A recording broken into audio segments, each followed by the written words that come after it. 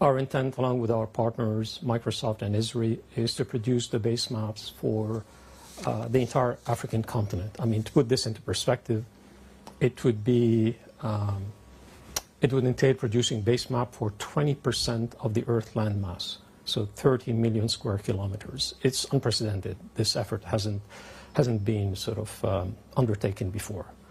And our intent is to be able to produce these high-precision geographic referencing and location tools. So they're not just background visuals. They're important tools. Think of them as satellite imagery that you can translate into insights.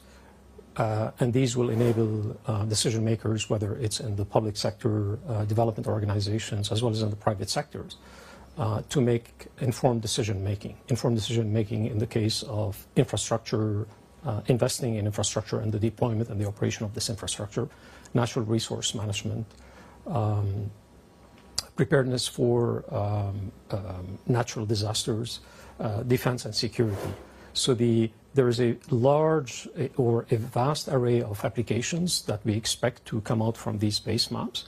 And our intent in the first phase is to make sure that the tools are available. Think of it like producing the operating system of a smartphone and now creating the ability to develop applications on top of it. We want to create that operating system. This is an enormous undertaking. So you're talking about all 54 African countries, around 1.4 billion people on the ground, using this data and intelligence to translate into real-world economic outcomes and enable the public and private sector with this information. Talk to me more about that enabling and what the public and private sector can actually do with the information that you're going to be mapping and collecting from the sky.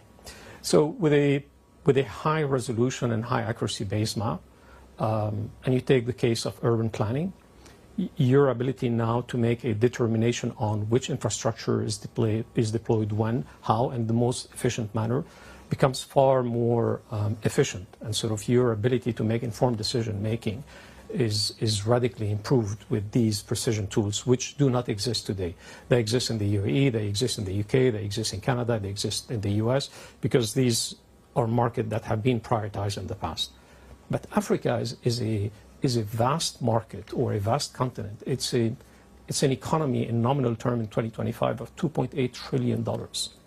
And so the ability to contribute in some shape or form through these base maps, again, we should not just think of them as background visuals. We should think of them as precision tools that will inform decision making.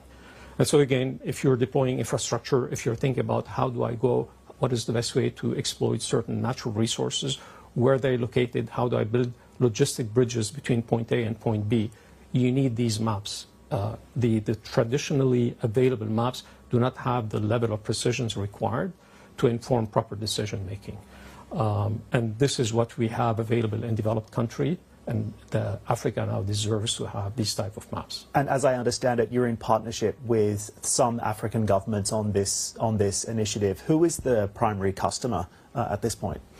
So there are two levels of conversation. Level one is going to be at sort of covering Pan-African organizations, because what you want to do is to develop a macro type of alignment around this, and these conversations have happened, and there is a strong endorsement of this initiative. And then there is going to be conversation at a country level, to your point.